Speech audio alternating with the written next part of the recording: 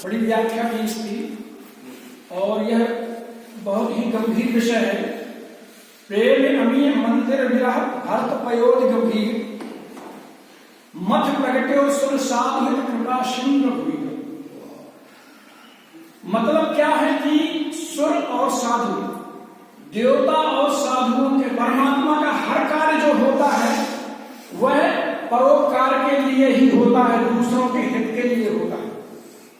मैं थोड़ा सा भरत जी की स्थिति पर प्रकाश डालना चाहूंगा।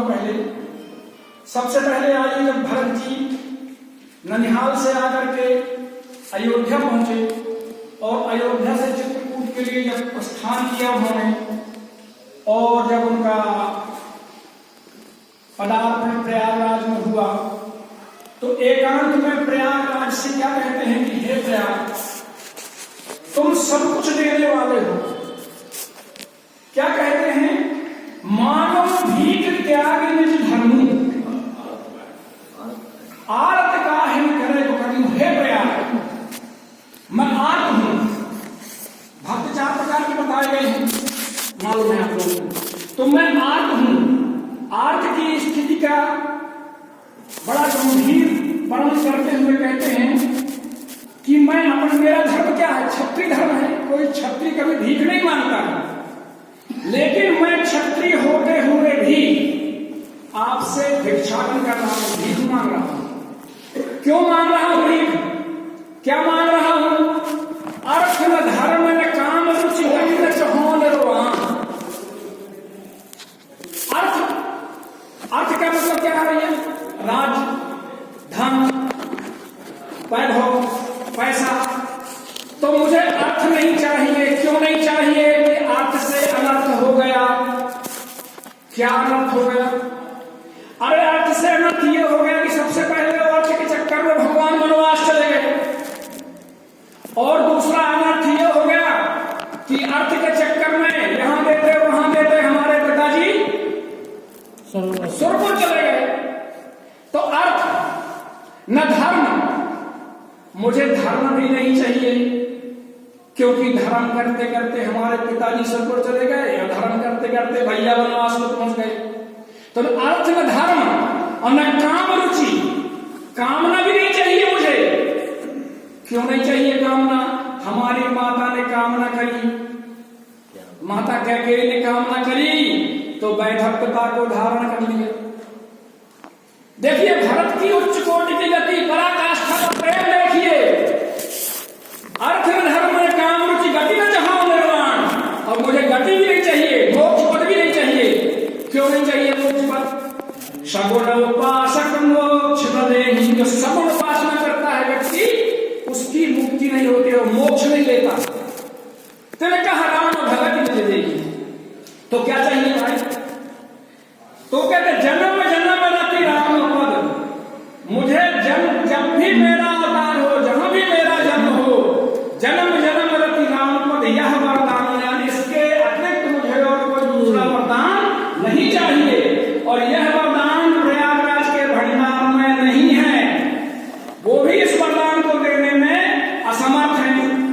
ये भरत जी की स्थिति है कि उनको प्रेम के अतिरिक्त और कुछ भी नहीं चाहिए। अब देखिए आगे, जैसे ये आगे बढ़ते हैं तो आगे चले रास्ते में, तो करत प्रणाम चले दो भाई। भरत और शत्रुघ्न के साथ में तो सभी हैं, मुनिमंडली भी है, परिजन भी हैं, उनके और भी जो भी वहां थे सारे सैनिक हैं, सभासद हैं, सब हैं। कहा तो प्रीति शारद सकुचाई, मतलब शारदा यानी सरस्वती भी उनकी प्रीति का वर्णन करने में सक्षम नहीं है।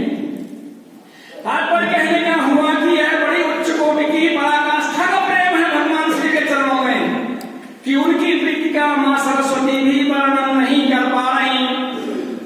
अब देखिए प्रीति का और अच्छा उदाहरण, हर्ष ही निरख राम पद अंका। पृथ्वी पर रेत में जहां भगवान के चरणों के चिन्ह दिखाई दे रहे हैं, भरत जी का प्रेम देखिए कि मान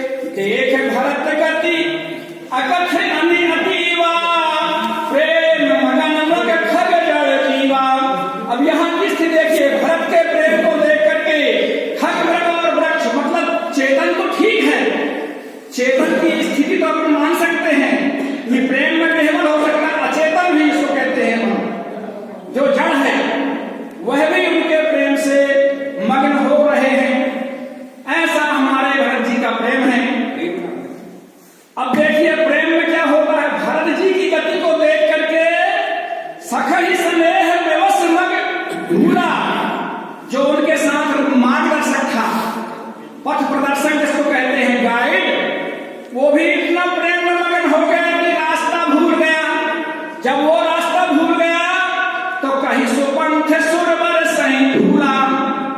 मार्ग बताने के लिए देवता भी फूलों की वर्षा करने लगे।